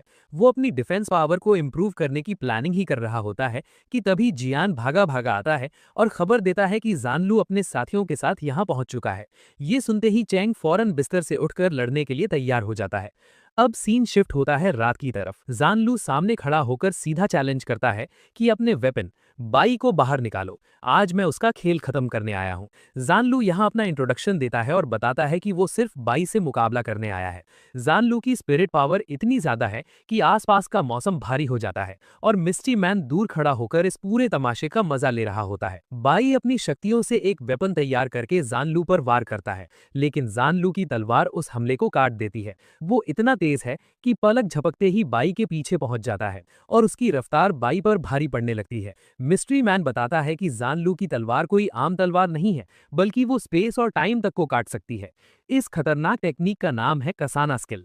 ये स्किल इतनी पावरफुल है कि अगर जानलू जख्मी भी हो जाए तो वो वक्त में कुछ मिनट पीछे जाकर अपने जख्म को हील कर सकता है। बाई उसके एक भयानक हमले को रोक तो लेता है, लेकिन वो खुद को जख्मी होने से नहीं बचा पाता। हालांकि जानलू भी अब समझ चुका है कि बाई कोई मामूली योद्धा नहीं है, बल्कि उन सबसे ज्यादा ताकतवर है जिनसे वो आज तक लड़ा है। दूसरी तरफ मिस टीना के बाकी वेपन्स अपने मिशंस में बिजी हैं। वहीं बैटल ग्राउंड पर बाई बड़ी मुश्किल से जैन लू के लगातार हमलों से खुद को बचा रहा होता है। लेकिन ये सिर्फ बचाव नहीं, बल्कि एक प्लानिंग का हिस्सा था। एक खास फॉर्मेशन तैयार किया गया है और जैसे ही अरेंजमेंट्स पूरे होते हैं, हर तरफ से एक तेज रोशनी निकलने लगती है। चैंग अपनी इनर पावर पर फोकस करता है और इस रिचुअल के पूरे होते ही बाई की ताकत कई गुना बढ़ जाती है। अब बाई जैनलू के उन हमलों को बड़ी आसानी से रोकने लगता है जो पहले उसे जख्मी कर रहे थे। ये देखकर मिस्ट्री मैन परेशान हो जाता है और जैनलू की मदद करने के लिए सीधा चैंग पर अटैक कर देता है। पर तभी चैंग के अंदर से एक अजीब और ताकतवर एनर्जी निकलती है जो मिस्ट्री मैन को पीछे फेंक देती है। चैंग ने यहाँ अपनी एक नई पावर एक्टिवेट कर ली है जिसे हार्मनी इंस्टॉलेशन कहते हैं, यानी अब वो अपने वेपन जिए हुआ के साथ पूरी तरह जुड़ चुका है। लेकिन असली ट्विस्ट तब आता है जब चैंग बताता है कि उसे पहले से ही शक था कि ये मिस्ट्री मैन और जैन लू मिले हुए हैं। जब मिस टीना ने चैंग को अपने घर बुलाया था, तभी उसने नोटिस कर लिया था कि इस मिस्ट्री मैन की हरकतें कुछ अजीब हैं। जब उसकी चोरी पकड़ी जाती है तो वो मिस्ट्री मैन, जिसे हम अब मिस्टर ही कहेंगे, घबरा जाता है। तभी टियान सामने आकर बताता है कि मास्टर, इसने हमें धोखा दिया है। हमला करने का कोई ऑर्डर नहीं था, लेकिन इसने झूठ बोलकर हमसे हमला करवाया है। हालांकि टियान अब भी यही कहता है कि उसने अपनी आंखों से बाई को नोलन का खून करते देखा था। पर तभी जैन लू असलियत बताता है और मिस्टर यी से कहता है, मिस्टर यी, आप इल्यूजन्स यानी वहम क्रिएट करने में काफी एक्सपर्ट हैं। ये सुनते ही सब समझ जाते हैं कि मिस्टर यी सबको बेवकूफ बना रहा था। मिस्टर यी हंसते हुए मानता है कि उसकी सच्चाई सामने आ चुकी है। चैंग उस पर हमला करता है, मगर एक बैरियर उसे बचा लेता है। तभी वहां चिन और उसका वेपन आते हैं जो सबको खत्म करने के इरादे से आए हैं। इस बीच जैन लू के पास एक पुराना क्रिस्टल होता है जो बाई का ही एक हिस्सा था। वो ये क्रिस्टल बाई को वापस कर देता है। जैसे ही ये क्रिस्टल बाई की बॉडी में जाता है, उसे अपनी पुरानी यादों की एक झलक दिखती है जिसमें एक अनजान बंदा नजर आता है। बाई उस पर ज्यादा ध्यान नहीं देता और अपनी पूरी ताकत के साथ चिन और उसके वेपन का सामना करने के लिए तैयार हो जाता है। चैंग यहाँ चिन को समझाने की हर मुमकिन कोशिश करता है कि ये मिस्टर यी उसका सिर्फ फायदा उठा रहा है, लेकिन चिन का वेपन किसी की नहीं सुनता और साफ कह देता है कि इनकी बातों में आने की जरूरत नहीं। अगले ही पल चिन का ये वेपन टियानजिन हॉल के मेंबर्स पर टूट पड़ता है और उन्हें दूर फेंकने के बाद सीधा जानलू पर हमला कर देता है। जानलू यहाँ अपना सबसे पावरफुल अटैक लॉन्च करता है, मगर उस वेपन का बाल भी बांका नहीं होता। टियानजिन हॉल के सभी वॉरियर्स अब एक साथ होकर एक भयानक कंबाइंड अटैक करते हैं। ये हमला बेहद ताकतवर था, लेकिन हैरानी की बात यह थी कि इससे भी उस वेपन को कोई फर्क नहीं पड़ा। हालात बिगड़ते देख टीना तुरंत अपने वेपन्स के साथ हार्मनी इंस्टॉलेशन कर लेती है। अब बाई और चैंग एक साथ मिलकर चिन के वेपन का मुकाबला करने उतरते हैं। वो उस पर कई बार हमले करते हैं, लेकिन इतनी मेहनत के बाद भी उस वेपन यानी ताइशू को बस एक हल्की सी खरोच आती है। ताइशू अब फैसला करता है कि वो अपनी असली ताकत दिखाएगा। वो एक रहस्यमयी पोर्टल क्रिएट करता है और सबको उसके अंदर खींच लेता है। सब देखते हैं कि वो एक अलग ही डिमेंशन में आ चुके हैं। ये ताइशू का अपना खुद का डोमेन है, क्योंकि वो एक होली वेपन है। टीना जब उस पर हमला करने जाती है तो उसका अटैक ताइशू को टच तक नहीं कर पाता। असल में ताइशू के इस डिमेंशन में उसे कोई नुकसान नहीं पहुंचा सकता। ताइशू वहां तबाही मचाने लगता है और किसी को समझ नहीं आता कि इसे कैसे हराएं। चिन ताना मारते हुए कहता है, क्या हुआ? क्या तुम्हारा ये हार्मनी इंस्टॉलेशन अब किसी काम नहीं आ रहा? ये सब देखकर मोई यी समझ जाती है कि अब उसे ही चिन को समझाना होगा। बाकी सब लोग ताइशू का ध्यान भटकाने के लिए उस पर हमले शुरू कर देते हैं ताकि मोई यी बिना रुके चिन तक पहुंच सके। दूसरी तरफ ताइशू अकेला ही सब पर भारी पड़ रहा था, लेकिन जैसे ही वो देखता है कि मोई यी चिन के पास पहुंच गई है तो वो गुस्से से पागल हो जाता है। चिन गुस्से में मोई यी की गर्दन पकड़ लेता है और कहता है, मैं सिर्फ तुम्हारा बेटा नहीं बल्कि एक राजा भी हूं। यहाँ एक बड़ा खुलासा होता है कि पिछले जन्म में चिन और किंग चू एक साथ मरे थे, जिस वजह से उनकी आत्माएं आपस में जुड़ गई हैं और उनका पुनर्जन्म यानी रीइंकारनेट एक साथ हुआ है। अब चिन अपनी ही मां की शक्तियों पर काबू पाने लगता है। ताइशू लगातार उन पर भयानक हमले किए जा रहा है, जिस वजह से हर कोई बुरी तरह जख्मी है। चैंग की हालत इतनी खराब हो जाती है कि उसका हार्मनी इंस्टॉलेशन भी डीएक्टिवेट हो जाता है। वहीं दूसरी तरफ चिन अपनी ही मां की शक्तियों को चुराकर उन्हें वहीं मौत के मुंह में छोड़ देता है। अब चिन के अंदर मौजूद किंग चू की शैतानी आत्मा ताइशू को अपनी बॉडी में एब्जॉर्ब करने लगती है। ये एक जबरदस्ती किया गया हार्मनी इंस्टॉलेशन था, जिससे इतनी ज्यादा एनर्जी निकलती है कि ताइशू का अपना बनाया हुआ डायमेंशन ही चकनाचूर हो जाता है। सब लोग उस डायमेंशन से बाहर आ गिरते हैं। अब चिन पहले से कहीं ज्यादा ताकतवर और खौफनाक हो चुका है। किसी में इतनी हिम्मत नहीं बची कि उसके सामने खड़ा भी हो सके, लेकिन चेंग हिम्मत नहीं हारता। वो कहता है कि हमें इसे हर हाल में रोकना होगा, वरना कई मासूम लोग मारे जाएंगे। चेंग की ये बात सुनते ही बाई के जहन में फिर से उस अनजान शख्स की झलक आती है जिसे वो पहले देख चुका है। अगले ही पल पूरा तियानजुन हॉल एक साथ होकर चिन पर हमला बोल देता है, मगर चिन उनके अटैक्स को एक झटके में रोक लेता है। जब तक तियानजुन हॉल के लोग चिन को उलझा रहे थे, तब तक चैंग और बाई ने अपनी पावर्स को रिकवर कर लिया। वो दोनों एक बार फिर से जुड़कर हार्मनी इंस्टॉलेशन एक्टिवेट करते हैं। ये देखकर चिन आग बबूला हो जाता है और उन पर एक बहुत ही पावरफुल अटैक करता है। पर इस बार चैंग और बाई ने उसके हमले को ना सिर्फ रोका, बल्कि उसे एब्जॉर्ब करके वापस चिन की तरफ ही मोड़ दिया। अपने ही हमले से चिन बुरी तरह जख्मी हो जाता है। इससे पहले कि चिन संभल पाए, चैंग और बाई एक और फाइनल हमले की तैयारी करते हैं। चिन उन्हें रोकने की कोशिश तो करता है, लेकिन ठीक उसी वक्त उसके अंदर की असली आत्मा हरकत में आती है और किंग चू को रोक लेती है। इसका फायदा उठाते हुए चैंग और बाई का वो खतरनाक अटैक सीधा किंग चू पर लगता है और वो हार जाता है। अगले ही पल चिन का शरीर पूरी तरह खत्म हो जाता है और अब बस उसकी आत्मा बचती है, जो धीरे धीरे गायब हो रही है। यहाँ हमें चिन की दर्दनाक सच्चाई पता चलती है, कैसे उसके जन्म के बाद किंग चू ने उसके पिता को मरवा दिया और उसकी माँ भी उसे बचाते हुए शहीद हो गई। अब सब कुछ खत्म होने के बाद जब चिन की आत्मा अपने माँ बाप के पास जाने की कोशिश करती है, तो ताइशू और वो मिस्ट्री मैन उसे रोकने लगते हैं। इतना ही नहीं, किंग चू की रूह भी चिन को काले अंधेरे में ढकेल रही होती है, लेकिन एंड में उसे बचाने के लिए उसके पेरेंट्स की आत्माएं वहां आ जाती हैं। चिन ने इस दुनिया से खुशी खुशी विदा ली, बस दिल में ये उम्मीद लेकर कि शायद अगले जन्म में वो अपने माँ बाप से मिल पाएगा। सीन शिफ्ट होता है चैंग के घर पर, जहां उसकी माँ के पास वही रहस्यमयी मिस्ट्री मैन आता है। अगले ही पल हम देखते हैं कि चैंग की माँ हॉस्पिटल में एडमिट है। छिन से लड़ाई खत्म होते ही मिस टीना को कॉल करके ये खबर दी गई थी, जिसके बाद चैंग बिना देर किए हॉस्पिटल पहुंचता है। अपनी माँ को बेहोश देखकर चैंग पूरी तरह टूट जाता है। वो उन्हें होश में लाने की कोशिश करता है, तो वो हल्की सी आंखें खोलकर बस इतना कह पाती हैं, चैंग अपने पिता को बचा लो। इतना कहकर वो दोबारा बेहोश हो जाती हैं। फिलहाल उनका ट्रीटमेंट चल रहा है, लेकिन माहौल काफी टेंस है। बाई को पूरा यकीन है कि ये सारी साजिश उस मिस्ट्री मैन यी हुई की ही है। अगर उसे जल्दी नहीं ढूंढा गया तो कुछ बहुत अनर्थ हो सकता है। लेकिन चैंग इस वक्त गुस्से से भरा हुआ है। वो बाई पर चिल्ला पड़ता है, तुम्हें अब भी इस ट्रायल की फिक्र है? मैंने आज तक जितने वेपन्स देखे हैं, सब में थोड़ी बहुत फीलिंग्स थीं। तुम्हारे अंदर तो जज्बात नाम की कोई चीज ही नहीं है। बाई बड़ी ठंडी आवाज में जवाब देता है, इमोशंस इंसान को कमजोर बना देते हैं। ये सुनते ही चैंग का गुस्सा फट पड़ता है। वो कहता है, तुम्हें फीलिंग्स के बारे में कुछ नहीं पता। तुम्हें अंदाजा भी नहीं है कि मैं इस वक्त किस दर्द से गुजर रहा हूं। क्या तुमने कभी किसी अपने को खोया है?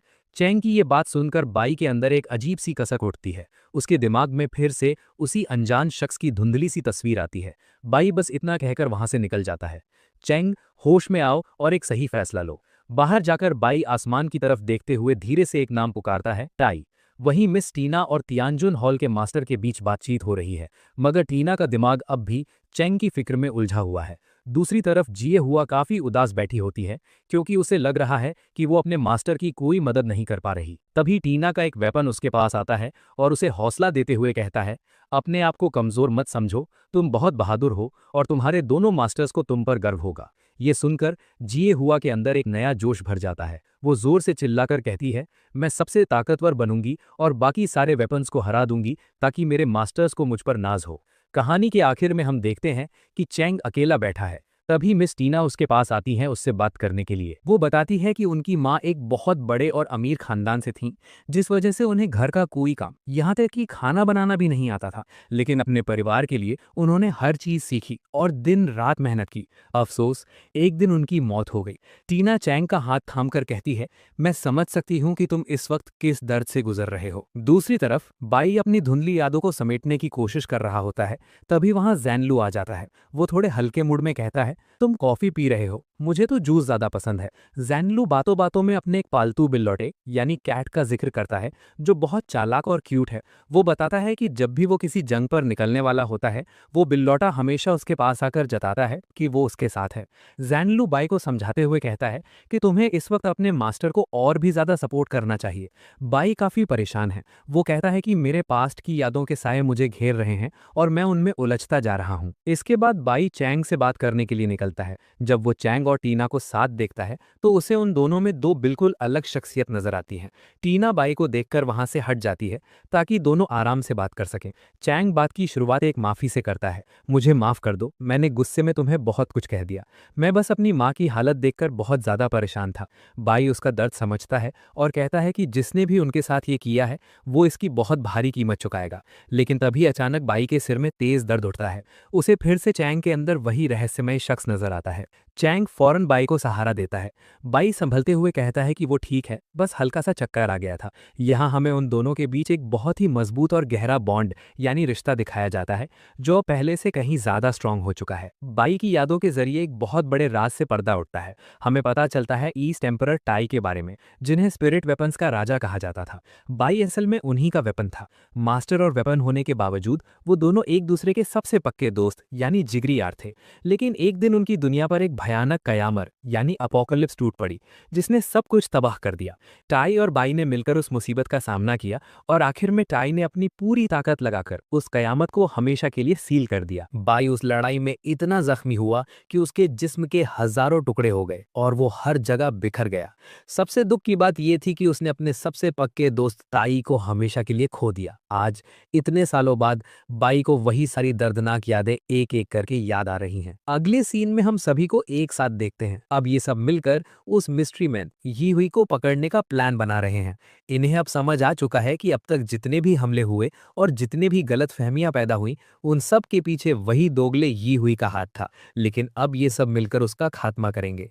जैनलू को अपने सीक्रेट सोर्सेज से पता चलता है कि यी हुई इन्हीं गुफाओं यानी केव्स में कहीं छुपा बैठा है। ये सब लोग टेलीपोर्ट होकर वहां पहुंच जाते हैं। आगे बढ़ने से पहले बाई चेंग से कुछ कहना चाहता था, लेकिन वो बोल नहीं पाता। तभी अचानक मिस टीना का पैर एक हिडन ट्रैप पर पड़ जाता है और उन पर हमला होता है, मगर जैनलू सही वक्त पर सबको बचा लेता है। तभी उनके सामने वही मिस्ट्री मैन प्रकट होता है।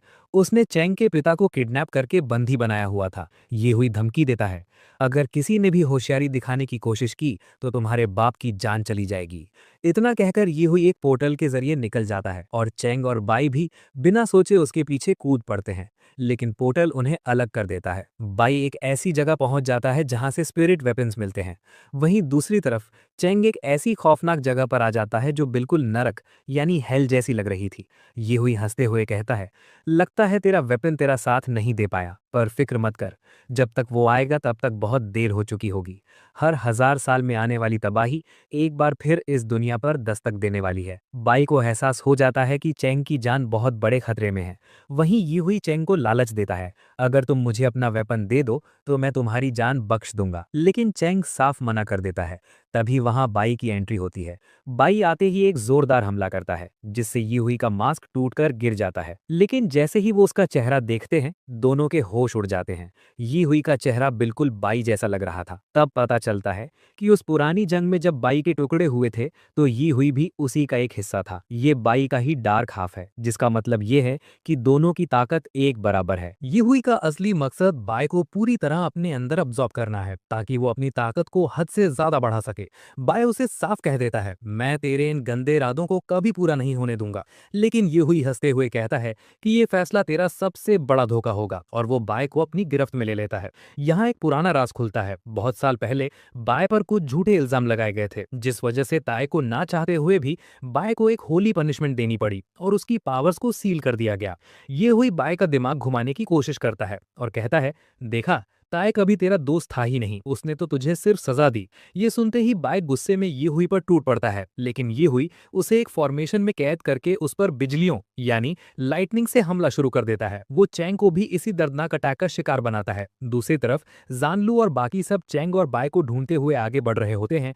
तभी उनके सामने ये हुई की एक पूरी फौज आ जाती है, लेकिन हमारे हीरोज भी कम नहीं है। वो सब मिलकर उन पर टूट पड़ते हैं और अपने पावरफुल अटैक से उन सबका किस्सा वहीं खत्म कर देते हैं। वहीं दूसरी तरफ तरफ यी हुई बाय और चैंग को बेहिसाब तकलीफ पहुंचा रहा था। वो सारा दोष चैंग पर मारता है और कहता है, तेरी वजह से तेरे दोस्त हमेशा मुसीबत में पड़ते हैं, अब भी वक्त है, अपना वेपन मुझे दे दे और जान बचा ले।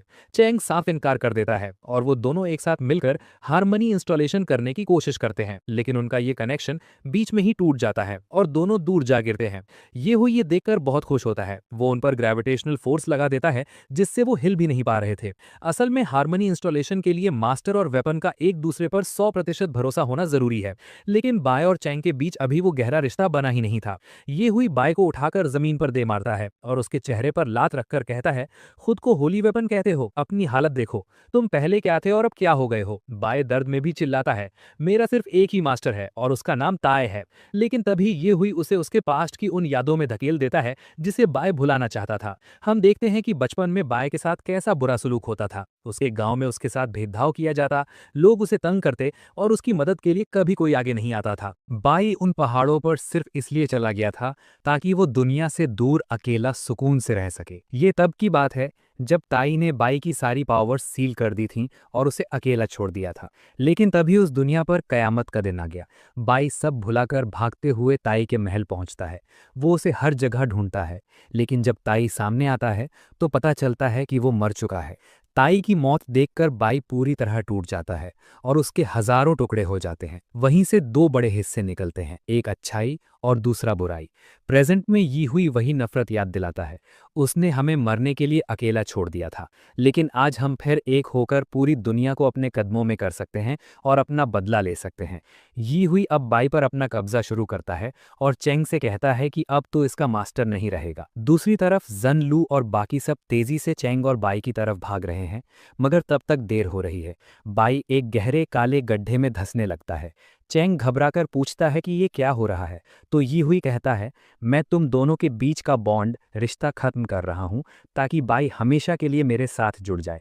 चेंग यी हुई को रोकने के लिए उसका पैर पकड़ लेता है, मगर यी हुई उसे लात मारकर दूर फेंक देता है। इतनी चोट लगने के बाद भी चेंग हार नहीं मानता और रेंगते हुए बाई के पास जाता है। बाई धीरे धीरे अपना होश खो रहा है। यी हुई हंसता है कि अब कुछ नहीं हो सकता, पर चेंग चिल्लाकर कहता है, चाहे कुछ भी हो जाए, मैं बाई का साथ कभी नहीं छोड़ूंगा। बाई खुद को एक अंधेरी और सुनसान जगह पर पाता है। उसे लगता है कि वो फिर से अकेला रह गया है और किसी को उसकी परवाह नहीं है। वो उस अंधेरे में डूबने ही वाला होता है कि तभी वहां चेंग पहुंच जाता है। चेंग उसका हाथ मजबूती से थाम लेता है और कहता है, मैं तुम्हें कभी अकेला नहीं छोड़ूंगा। बाई रोते हुए कहता है, ताई ने भी यही कहा था, पर आखिर में मैं उसके लिए सिर्फ एक हथियार ही तो था। चेंग उसे समझाता है, तो क्या हुआ अगर तुम एक वेपन हो, तुम मेरे दोस्त हो, हम सबको तुम्हारी ज़रूरत है और तुम्हारे मास्टर ताई ने भी तुम्हें किसी बड़ी वजह से ही छोड़ा होगा। चेंग पूरी जान लगाकर बाई को उस अंधेरे से बाहर खींचने लगता है। तभी अचानक बाई को उस अंधेरे में ताई नजर आता है। जो चमत्कार वहां हो रहा था उसे देखकर यी हुई के भी होश उड़ जाते हैं। अगले ही पल मैदान में इतना भयानक प्रेशर क्रिएट होता है कि यी हुई दूर जा गिरता है। अब हम देखते हैं चेंग और बाई का असली हार्मनी इंस्टॉलेशन। उनके बीच का बॉन्ड अब पहले से कहीं ज्यादा गहरा और अटूट हो चुका है। यी हुई बौखलाकर अपने वेपन से उन पर हमला करता है, लेकिन अब उसके अटैक्स का इन दोनों पर कोई असर नहीं होता। चैंग और बाई मिलकर यी हुई के वेपन के टुकड़े टुकड़े कर देते हैं और उस पर एक ऐसा काउंटर अटैक करते हैं कि वो संभल ही नहीं पाता।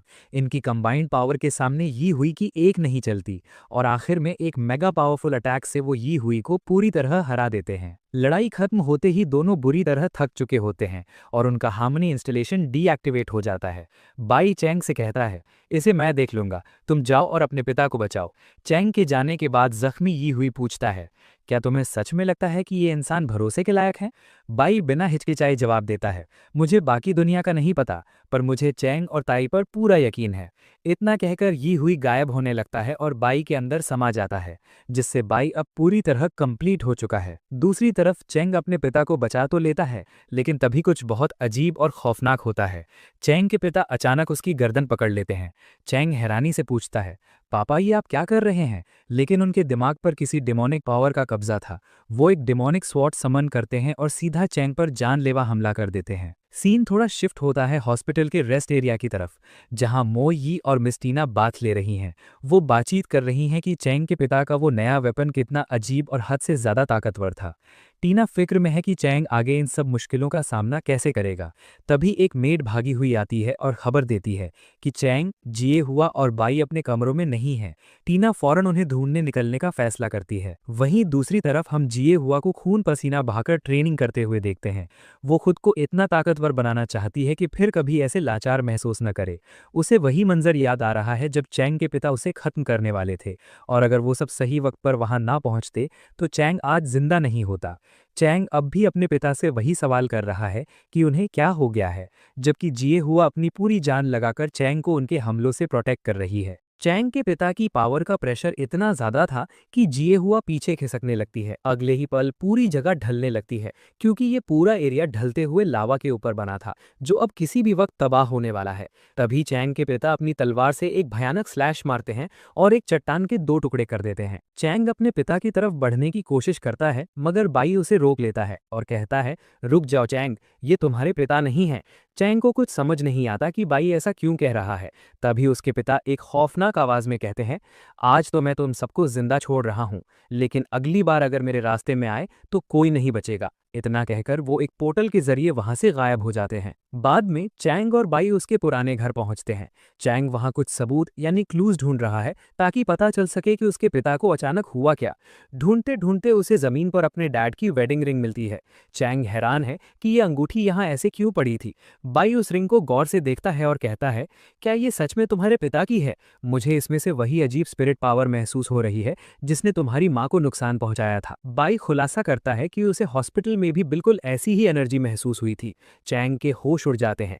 तुम्हारे कहने का मतलब है कि मेरी माँ की ये हालत मेरे पिता ने की है। तभी हमें पास्ट का एक भयानक सीन दिखाया जाता है। रात के अंधेरे में एक नकाबपोश बंदा चैंग की माँ के कमरे में दाखिल होता है। वो डर जाती हैं और खुद को बचाने के लिए उस पर हमला करती हैं। वो शख्स कोई और नहीं, चैंग के पिता ही हैं। उनके साथ एक रहस्यमयी स्पिरिट वेपन होता है जो उन्हें कुछ इशारा करता है, और अगले ही पल वो अपनी ही पत्नी का गला घोटने लगते हैं। उन्हें अधमरी हालत में छोड़कर वो वहां पागलों की तरह हंसने लगते हैं। उनके जाने के बाद ही वहां ये हुई आया था। बाई ये सब चैंग को समझाते हुए कहता है, मैं 100% श्योर तो नहीं हूं, पर सारे इशारे इसी तरफ हैं। बेचारा चैंग, उसका हंसता खेलता परिवार एक ही झटके में बिखर गया। वो दुख में डूबा हुआ है, लेकिन अपने पिता की इस हरकत ने अब उसके अंदर एक आग जला दी है। सीन शिफ्ट होता है एक चमचमाती पार्टी की तरफ, जहां कोई बड़ा म्यूजिक इवेंट या संगीत समारोह चल रहा है। पार्टी का माहौल एकदम से बदल जाता है जब अचानक वहां की सारी लाइट्स चली जाती हैं। किसी को कुछ समझ नहीं आता कि हो क्या रहा है, लेकिन जैसे ही रोशनी वापस आती है, सबके होश उड़ जाते हैं।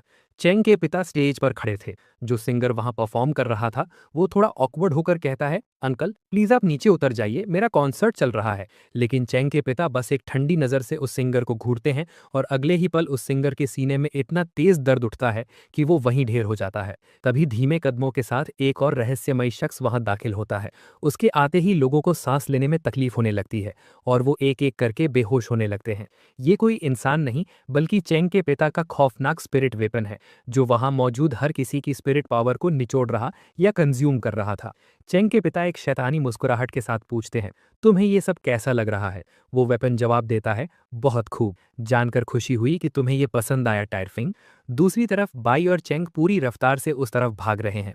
चेंग समझ चुका है कि टायरफिंग इतना ताकतवर वेपन है कि उसे जिंदा रहने के लिए बेहिसाब स्पिरिट पावर चाहिए होगी, और अगर उसे ढूंढना है तो बस उसकी एनर्जी को सेंस करना काफी है। तभी वहां मिस टीना और बाकी सब पहुंच जाते हैं। जिए हुआ घबराकर सीधा चेंग से लिपट जाती है। टीना थोड़ा गुस्से और फिक्र में पूछती है, तुम बिना बताए कहाँ चले गए थे? चेंग कुछ बोल पाता उससे पहले ही एक भयानक धमाका होता है। ये टायरफिंग की बेहिसाब स्पिरिट पावर का असर था। सीन शिफ्ट होता है बैटल ग्राउंड की तरफ। जानलुक गुस्से में चिल्लाता है, चारों तरफ सिर्फ स्पिरिट पावर की बू आ रही है, तूने यहाँ के लोगों के साथ क्या किया? हम देखते हैं कि वहां एक भी इंसान जिंदा नहीं बचा, शायद वो सब मारे जा चुके हैं। जानलू कहता है, तुम इतनी पत्थर दिल कैसे हो सकती हो? टायरफिंग एक ठंडी हंसी के साथ जवाब देती है, यही तो कुदरत का नियम है, जो ताकतवर है वो जिएगा और कमजोर मिटा दिया जाएगा। टायरफिंग लगातार जानलू पर हमले करती है और उस पर भारी पड़ने लगती है। जानलू की मदद के लिए उसके साथी वहां पहुंचते हैं, लेकिन जैसे ही वो लड़की टायरफिंग पर अटैक करने की कोशिश करती है, टायरफिंग पलक झपकते ही उसका हाथ तोड़ देती है और उसकी तलवार के 2 टुकड़े कर देती है। तभी उसकी जान बचाने के लिए वहां किशन एंट्री मारता है, लेकिन टायरफिंग किशन के हमले को किसी खिलौने की तरह रोक लेती है।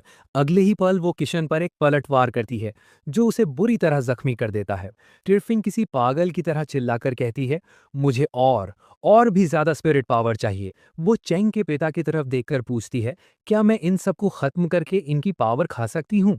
चेंग के पिता एक शैतानी मुस्कुराहट के साथ कहते हैं, हाँ बिल्कुल, इस दुनिया की सारी स्पिरिट पावर अब तुम्हारी ही है।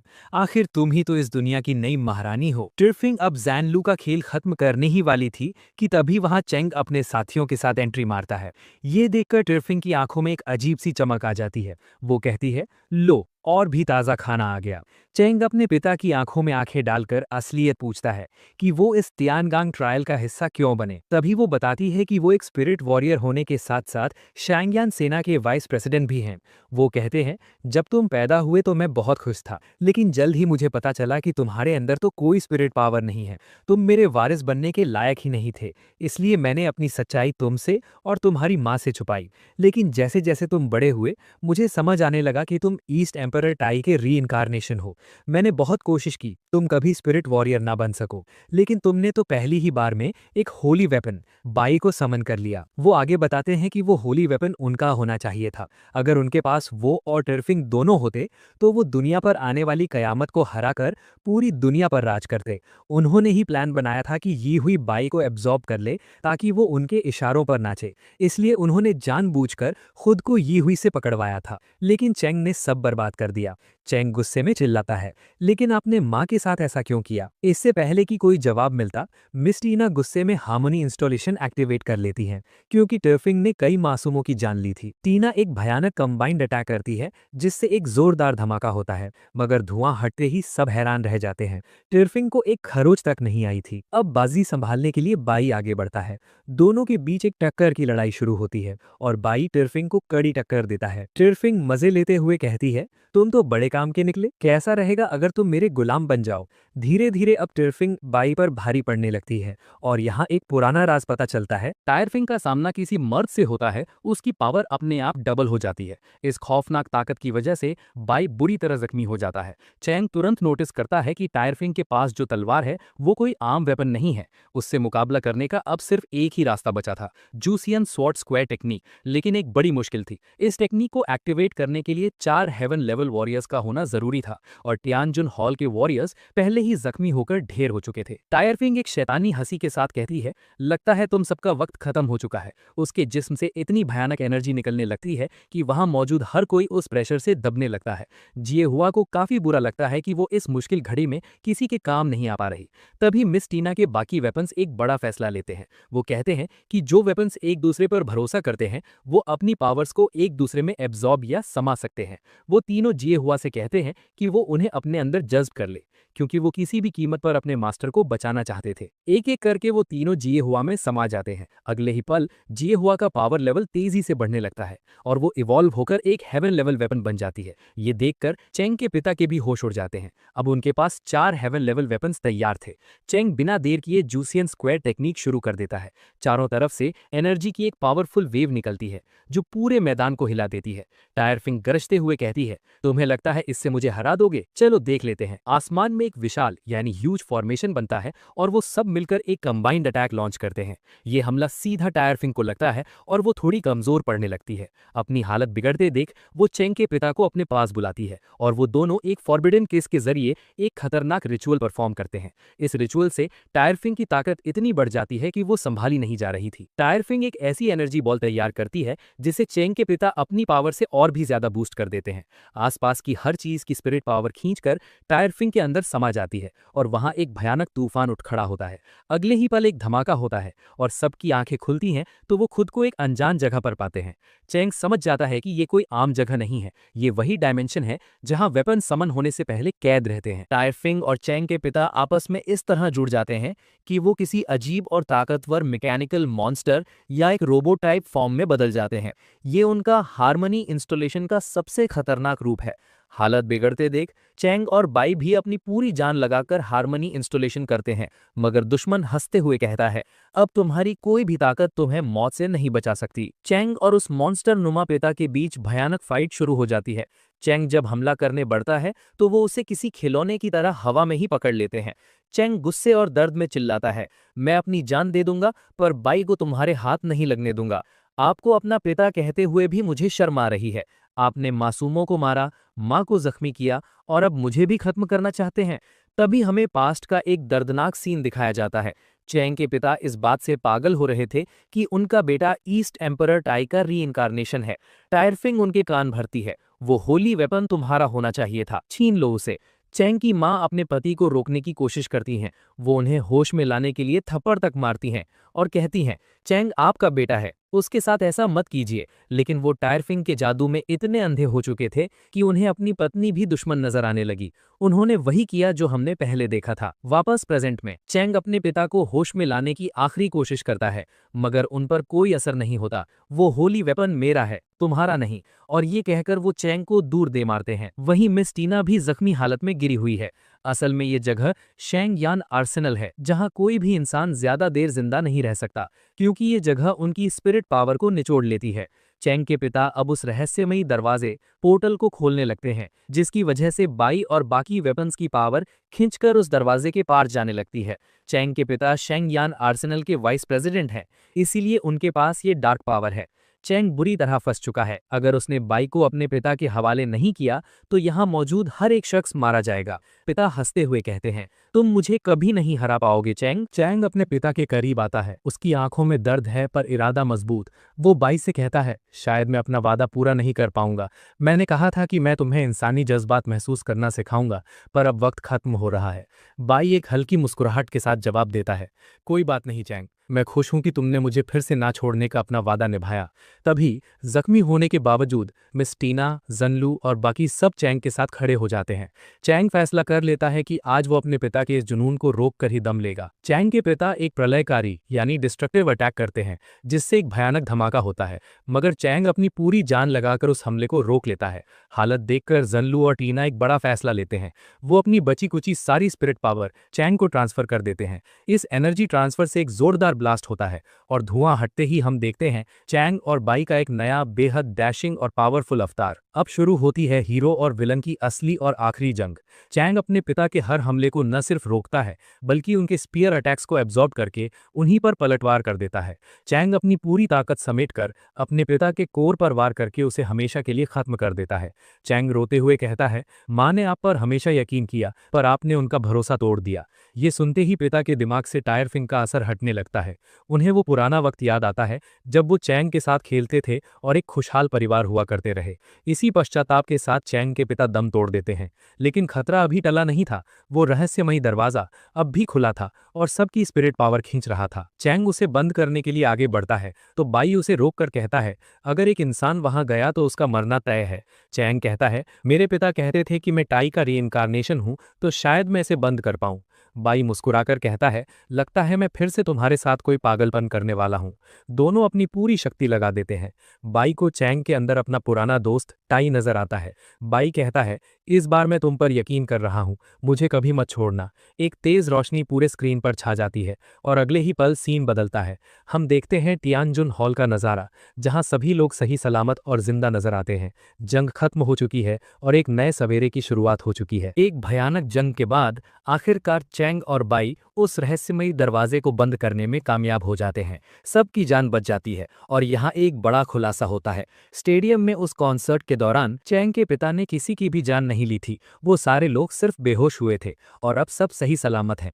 लेकिन इस पूरी लड़ाई में सिर्फ एक ही शख्स की कुर्बानी हुई और वो थे चैंग के पिता। उन्होंने आखिर ये सब क्यों किया? इस सवाल का जवाब उनकी मौत के साथ हमेशा के लिए दफन हो गया। वहीं दूसरी तरफ हम चैंग को एक कुर्सी पर अकेला और खामोश बैठा हुआ देखते हैं। उसका परिवार बिखर चुका है, पर वो हार नहीं मानता। तभी बाई उसे लेने के लिए वहां आता है। उनका बॉन्ड अब पहले से कहीं ज्यादा मजबूत हो चुका है।